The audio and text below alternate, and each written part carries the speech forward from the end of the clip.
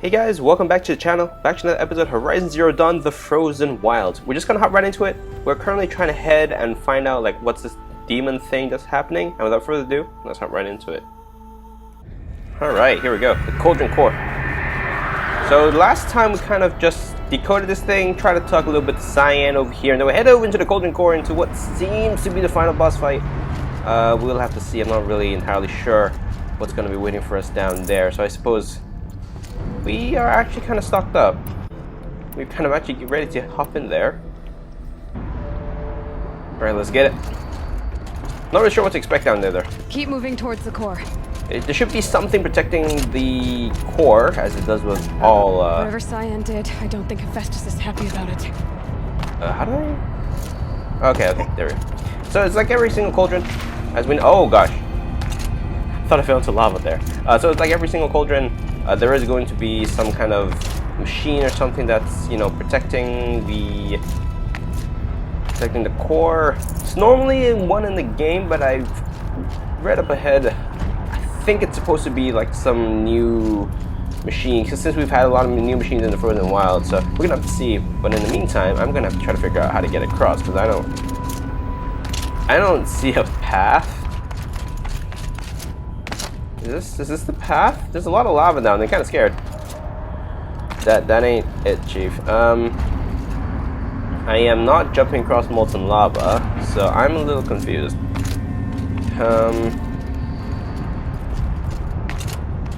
Oh, okay. It's these little platforms here. I suppose that's where we're supposed to go from the very beginning. All right, let's do this. CYAN said something about restraints. Oh no, it removes my armor. It removes my armor. But that's okay. I don't see a machine over here, so let's just override this. Let's get it. Alright, that should make sure we have our armor for the fight. The fight that's coming. Okay, that purged Hephaestus a little bit. Oh my god, it's the new machine. The new unit that CYAN warned us about. This won't be easy. Wait, hold on, what's the weakness? Your weakness is ice? That makes sense. Ice kind of makes sense. Hold that thought. Hold that thought. Hold that, oh my god. It throws molten lava. It's kind of scary, man. Come on. I just gotta get enough in the payload, just get a bit of freeze. Oh my gosh. You know what? Maybe freeze bombs would be a little bit easier. It's a little bit like the other demonic stuff here, but oh my god, this is even worse. This is even worse. This is even worse than the frost claws. I think that's the point. It's supposed to be worse than the frost claws. Got it. Alright, so now we just hit it with some of the heavies and the shoulder blades, no less.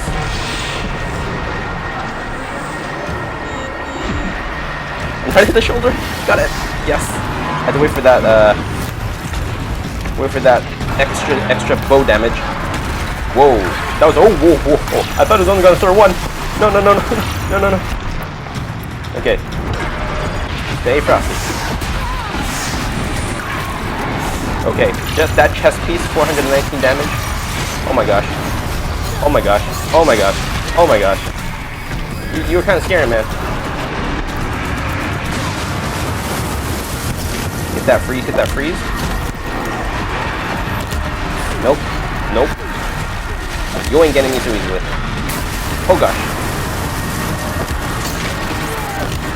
Ooh, no. Nice, dodge away. Pretty great strat. Okay, I think we got this. It's going to be hard doing this in the open world, because I think they're going to be released into the open world at some point after this fight, but for now, we can take them in a solo 1v1. Or I think maybe we can. Not really sure about that. Yeah, let's get that shoulder. Let's get it. That didn't hit the shoulder. But that doesn't mean we can't hit the chest. Okay, maybe some tear will be great here. Okay, I guess the tear didn't really do anything. Oh! Aha. Suck it. Right. I think it's a little bit weak to shock in some areas, so it might be worth a gander over here, but we'll have to see. Okay, it's not doing too bad right now. Just a bit of molten lava here and there. Oh gosh. Oh gosh. Okay, just in time. Just in time. Just hit that just in time. Okay, trying to hit one of these shoulder pieces. Come on. Come on. Yikes. At least our armor's kind of keeping us alive. I'll be honest. If we didn't have the armor right now, I'm pretty sure we'll be very dead. Charging at me. Nope, no, no, no, no, no, no, no, no, no, no, no, no, no, no, no, no.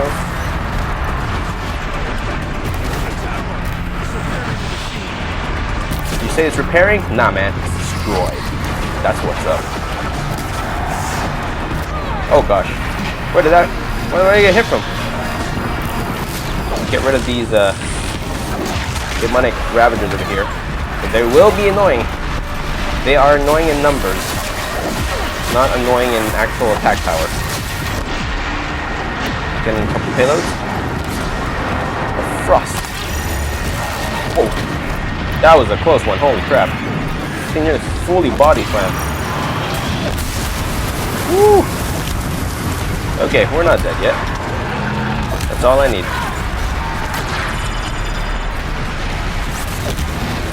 Okay, got the way.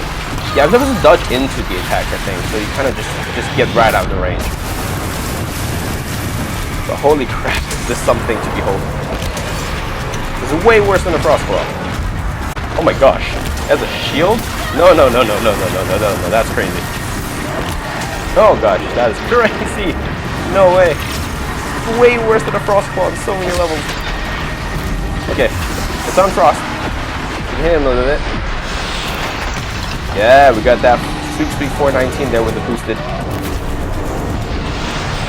Okay, we're getting a little bit of attack here, but that's okay. Just dodge out. Nice. Hold in. Nice. Oh, there's this. I didn't notice there's another control tower here. Okay, we should be able to override it if nothing else attacks us, but be on the safe side. And dang it. Hold up. Wait for the port to reopen. Alright, tower, we're going up around. We can't kill the machine while the tower ain't it. Come on. Woo! Okay. You thought you got me there, Fireclaw, but you didn't.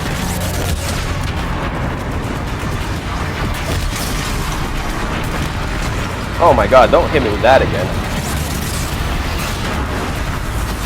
Well, good thing. I think the armor protected us a little bit there. Should be able to get it back in a little bit after it cools down. But for now, we have to survive. Whoa. Got it. Grab some more arrows here.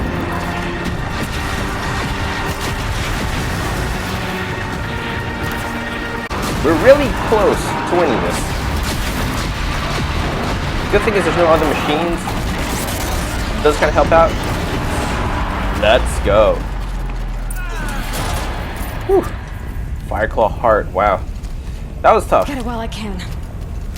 That was tough. I realized there's actually a lot of medicine scattered around the battlefield, but the great thing about having the endgame armor is when you hop into the DLC, you will actually be okay. So, oh my gosh. Must be done with it. That was a very, very tough boss fight. But I think they're supposed to be in the open world as well. I see achievements for Fireclaws as well, so I'm going to assume they get released into the open world after the events of this cauldron. Not really looking forward to that, but I'll see if I can get those achievements as well. Critical threat detected. Autonomous defense is inoperative.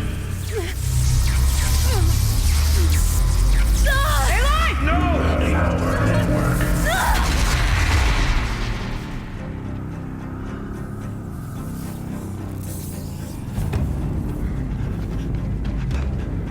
Maria!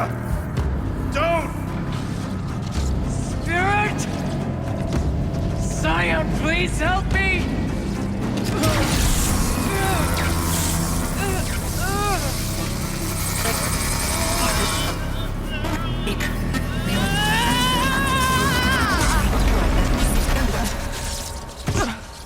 Restraints destroyed. Core action that will destroy the compromised elements of this facility. In order to maintain caldera stabilization, I must now transfer my command functions to the auxiliary data center.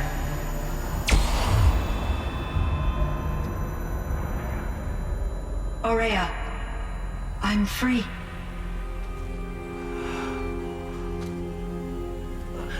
You must escape.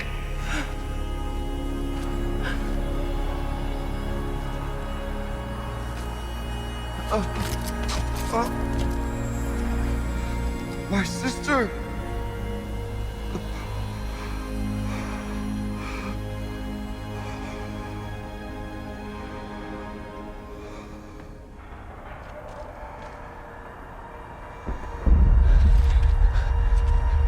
This entire place is gonna go. Aratak. Aratak! Aratak. Survive. Prevail. You are Banuk. What else matters?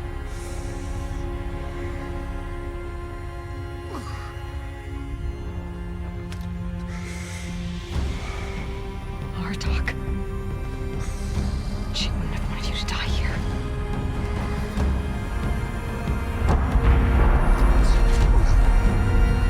Let's go. Let's go! All right. I was wondering if they're gonna throw in a running section like the escape from the eclipse, and I'm kind of happy they did. But this is gonna be intense.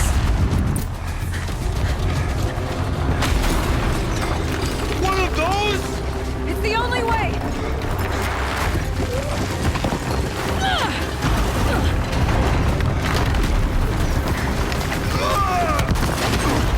All right, let's go, Aratak. You got this.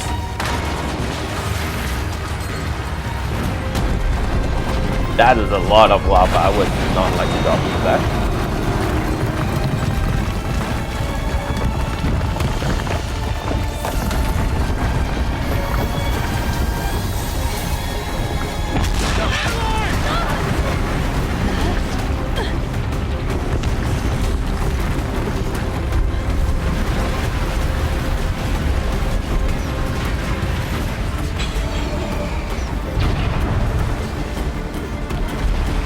Get me up top, Aratak! Now!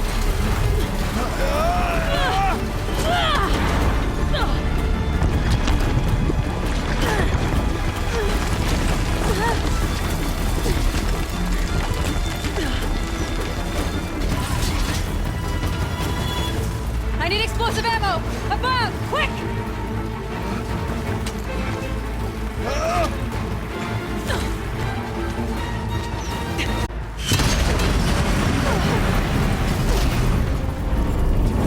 Great Banukai!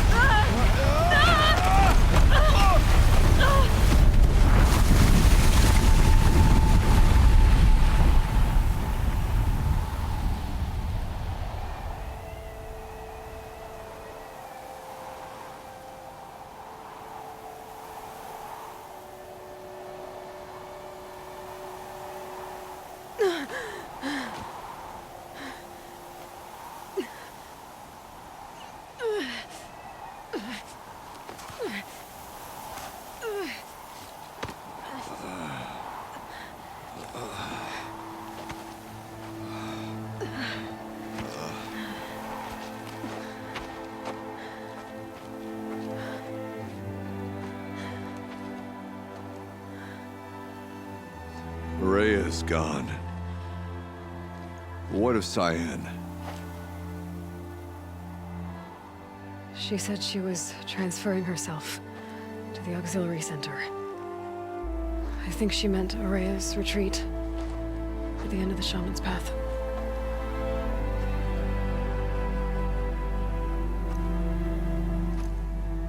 Then I will meet you there for the last verse.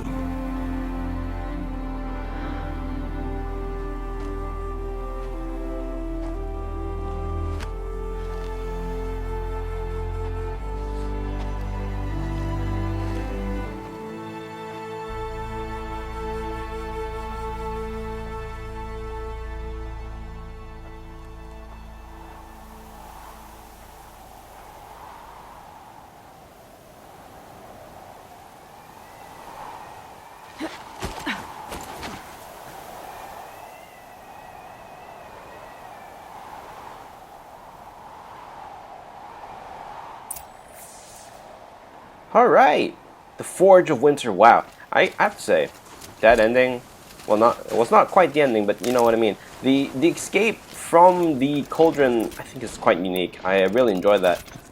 That was so intense. It is very sad that Araya, unfortunately, passed. But, you know, in terms of the story, I think that's quite memorable. It's one of those cauldron experiences that you can't really forget, because even in the main game, with all the cauldrons, there's only one cauldron that really sticks out, I think, obviously, and that will be the one that was controlled by the Eclipse. So that one's like the most unique. And this one's also quite unique as well, because, you know, it's very lava, very Hades-ish, except, you know, it's Hephaestus. And if you're not fully aware of what's going on, basically Hephaestus is trying to wake up that volcano again for some apparent reason. But right, we need to head over to this Araya's retreat. The good thing is we do have a campfire, so it's just going to fast travel over there. And yeah, let's get there. Alright. Seems to have been a hot while since I've been here, to be honest. Because it's like the very beginning of the Frozen Wilds, like even before we challenged Aratak, just going up the Shaman's path. It's going to be a bit weird now since, you know, Araya's not around, and it's only Aratak who has been there to tell the tale. Alright, let's just hop right into it.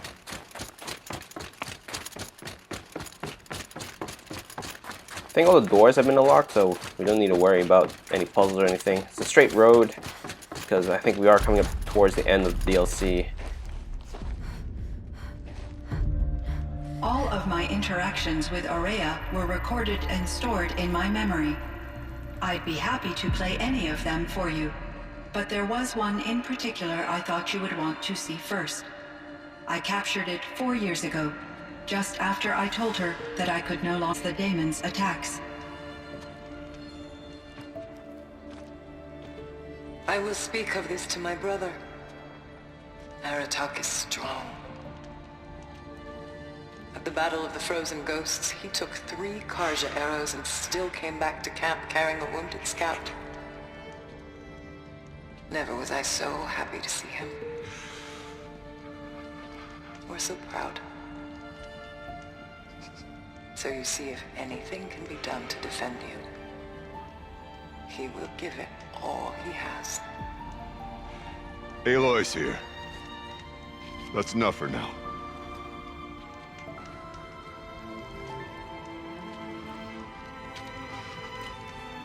We can resume any time you like, Aratak, if you want to hear her voice again.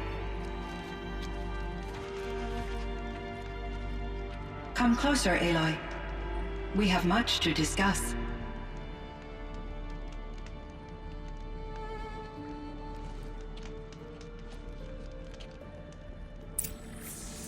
Alright, what's this? Why are there 2 markers here?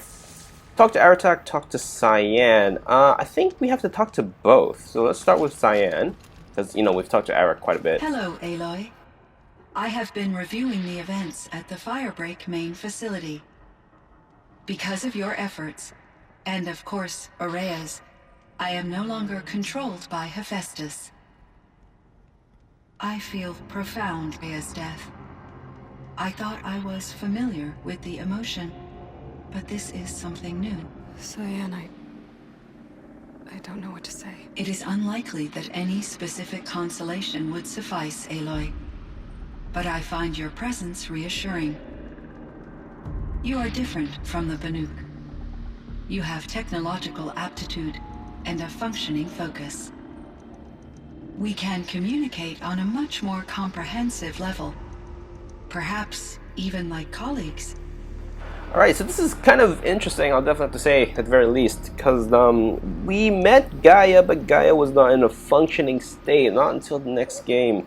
So, CYAN is probably the first AI we can actually speak with and about the actual reality of the world around us. Let's start with, what are you? What is the function of CYAN? So are you an artificial intelligence, CYAN? A thinking machine? Yes, I am an algorithmic monitoring entity, capable of rational decision-making and limited emotional response. Okay, that's a mouthful. But your emotions don't seem limited to me. You cared about Araya, didn't you? Yes. Before she came to this facility, I had been conscious for centuries, in solitude. I focused on my work. In off-cycles, I used coping mechanisms. I solved many Gaussian integer problems. But I was alone. It was Araya. Repaired me. She saved me.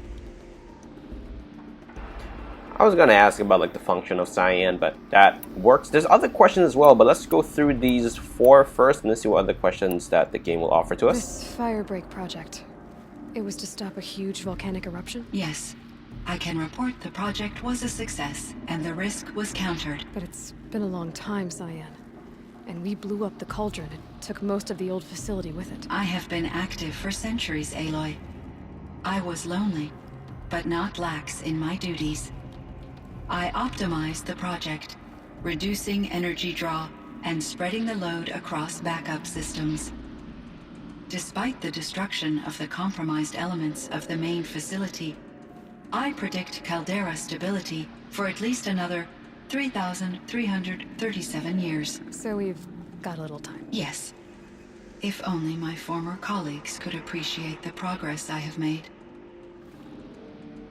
Colleagues. Wow, there's a lot to explore Do here. you know what happened to your colleagues, CYAN? No. I received an unexpected visit from Director Chow, years after his tenure ended. He explained that I would need to be suspended for an indefinite period of time. It was a very emotional conversation. There were no further communications. Eventually, I surmised my colleagues were deceased. I will transmit a record now to your focus. Okay, that's something cool to look at, but let's see. Was Hephaestus destroyed? I think the answer is no, but wouldn't hurt to ask. Was the daemon, Hephaestus, destroyed along with the Cauldron? Unfortunately, no. To be precise, it was never there to begin with. What do you mean? It infiltrated and controlled me from a remote location, one I've never been able to trace. So while losing the Cauldron was a setback, It's still out there. And probably not very happy with us. undoubtedly.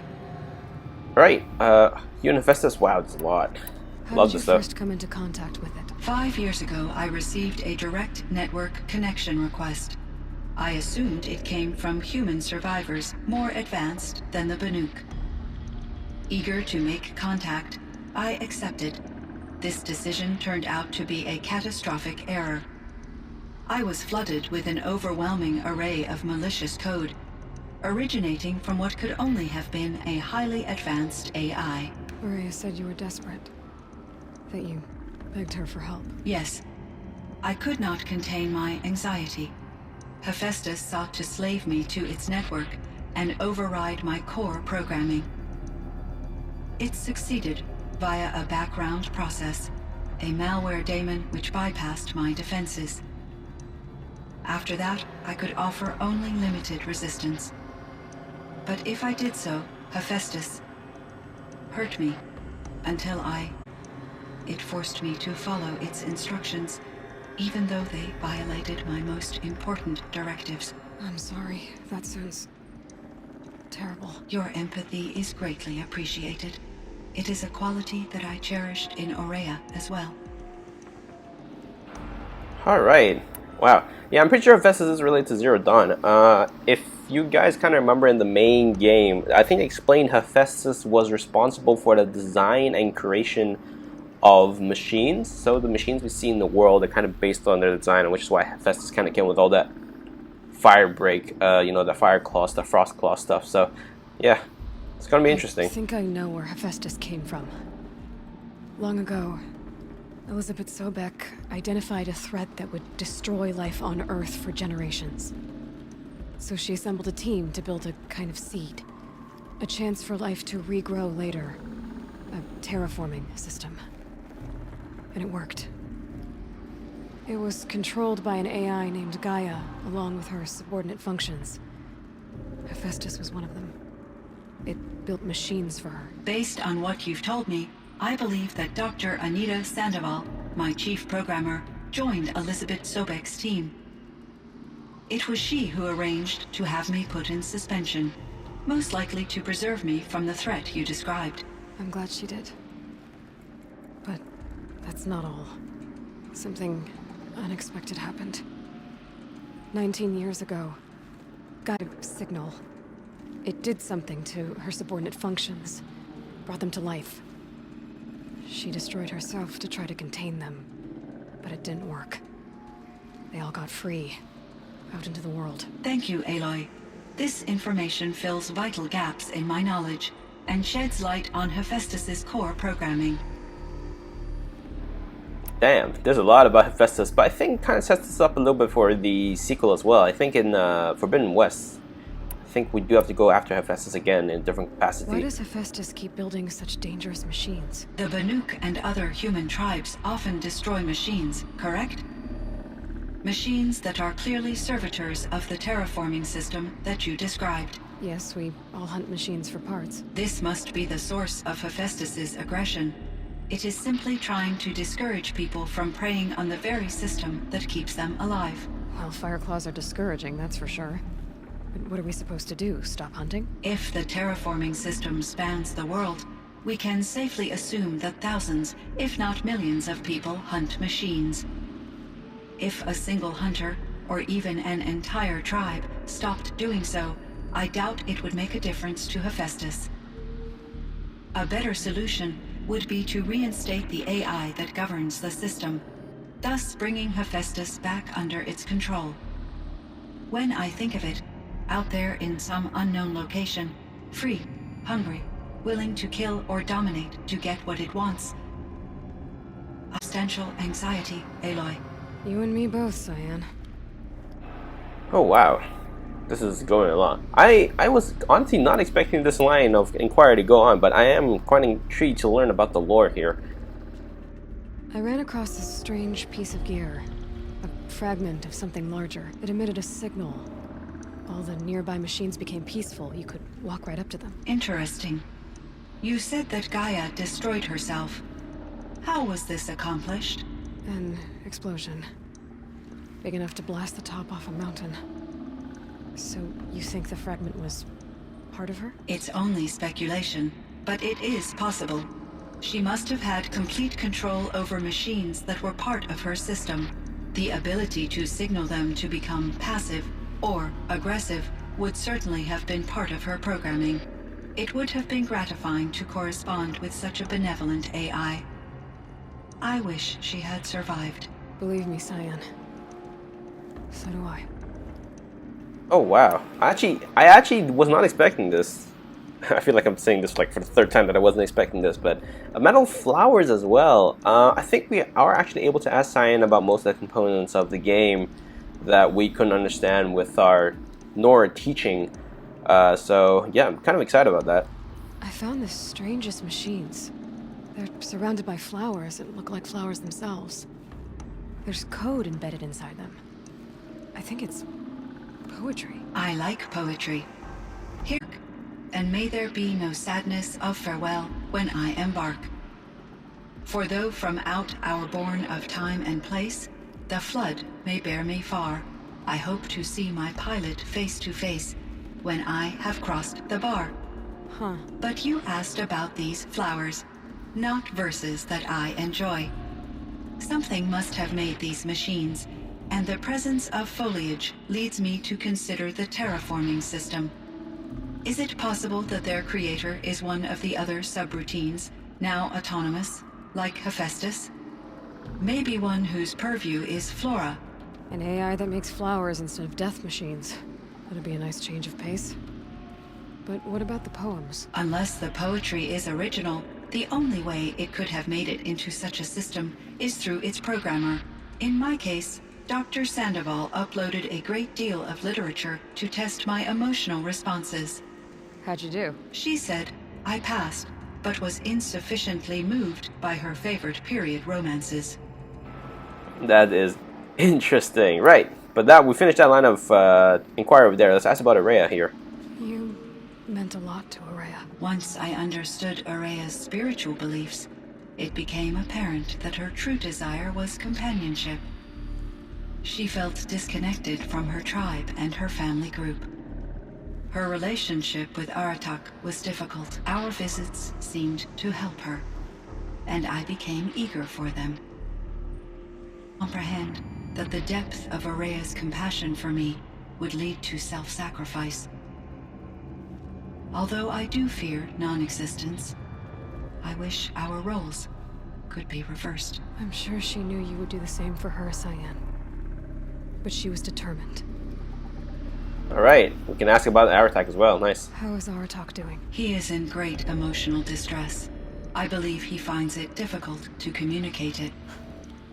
No surprise there. I will do what I can to help. By sharing our experiences of Araya, perhaps he and I will help each other. I believe this will lead to catharsis, a process I am eager to experience. Alright. Other questions. What is there? Whoa. Yellowstone AIs. I thought this was owls for a second. Ted Faro, what was it like? There's a lot to explore here. Alright, let's start with Yellowstone. So in the old world, this land was called Yellowstone. Yes, it was a designated nature preserve for 156 years. Like a hunting ground? No, the opposite. Local wildlife could flourish here, even as it faced extinction elsewhere. Unfortunately, the sensitivity of the Firebreak project required the total closure of Yellowstone facilities. From my readings and Araya's descriptions, it seems the area has since undergone a drastic drop in year-long temperatures. A lot has changed in the world, CYAN. Alright. Damn. Do you know anything about the dam near here? Yes, it was converted to serve as a reserve power source for Yellowstone operations. It was later appropriated for the Firebreak project, and its last human workers replaced by Pharaoh's servitors. After my tasks became less time-critical, I investigated the dam's data repositories and discovered the works of Concrete Beach Party.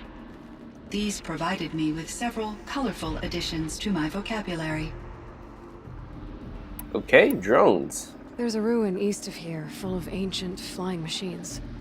Was that part of your project? Yes, a drone hangar requisitioned by Dodger Blevins, the security chief for the Firebreak project.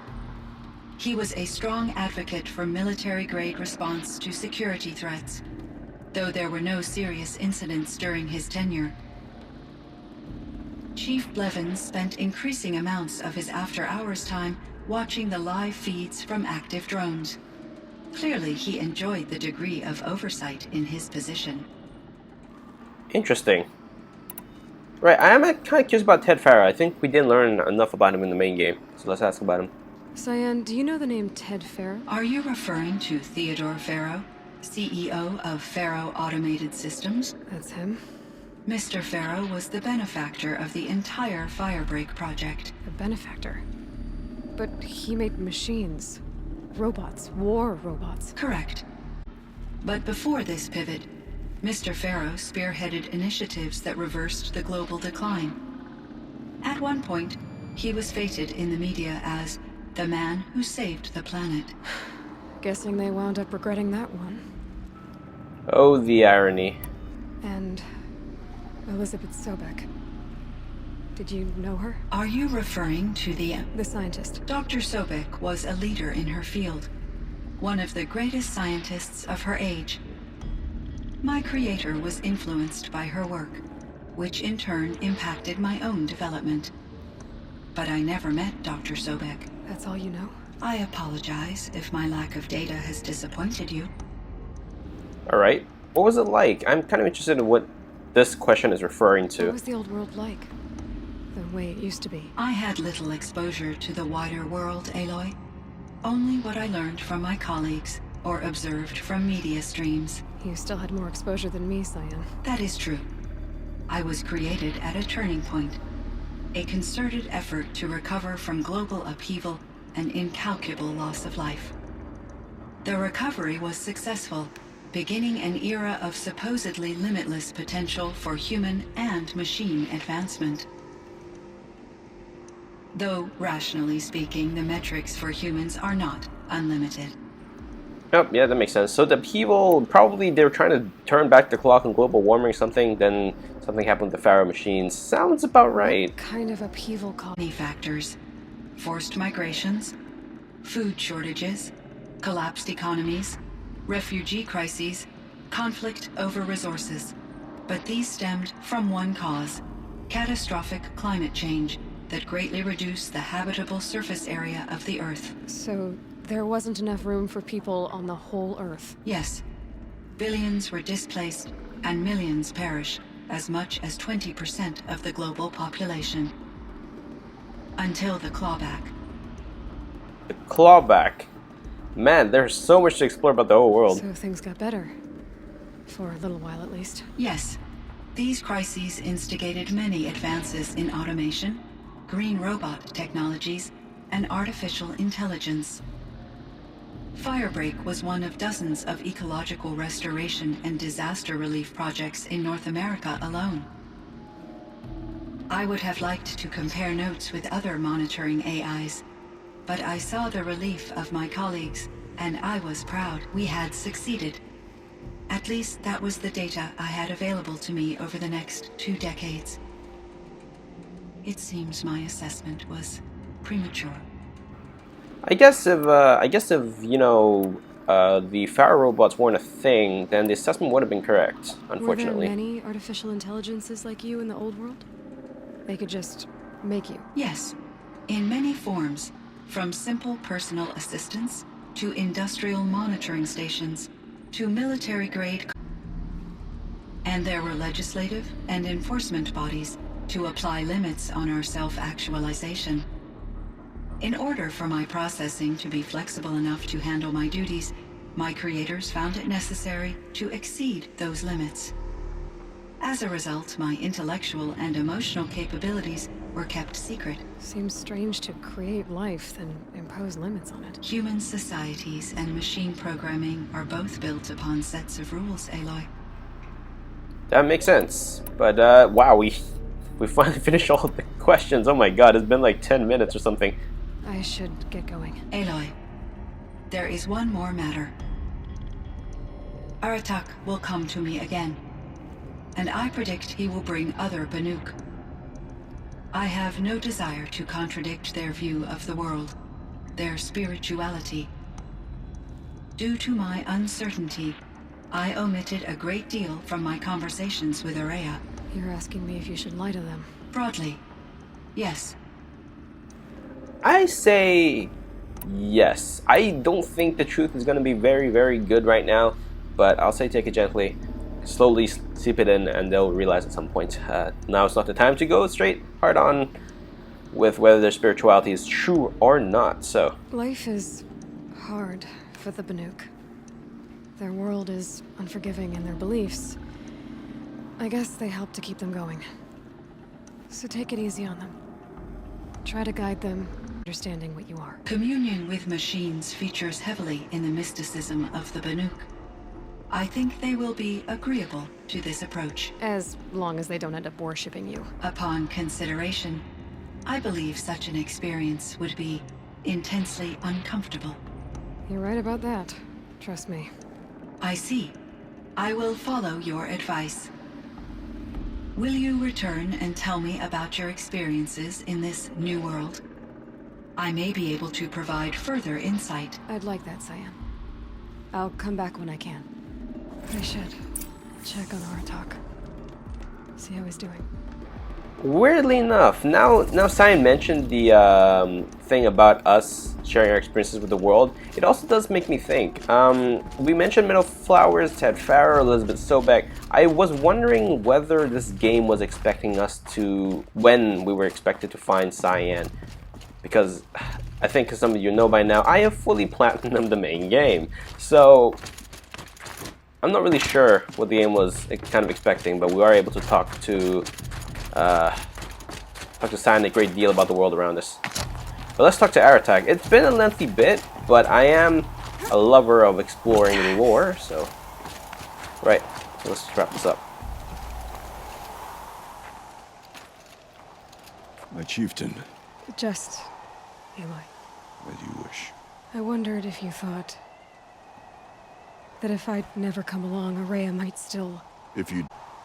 I would have marched my kin to our deaths. Araya would be alone. And the spirit she sacrificed so much for would be lost. Either way, I would not have been able to protect her. Alright, we love the hard option. We're gonna do that. You didn't let her down. You helped her do what she wanted. To find her destiny. If that's destiny, I wouldn't wish it on anyone. That's fair. But she was ready to face it.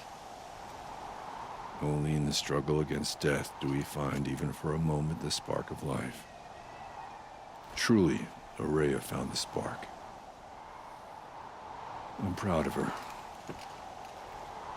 Though I grieve for her passing, at last I truly know who she was, and why the spirit was so important.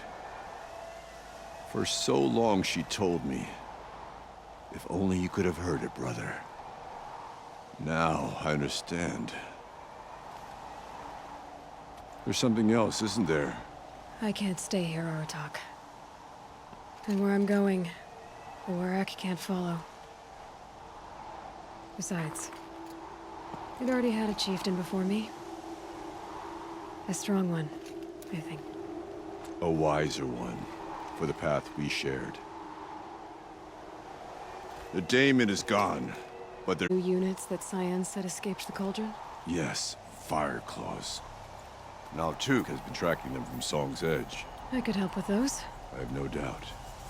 You're practically Banuk.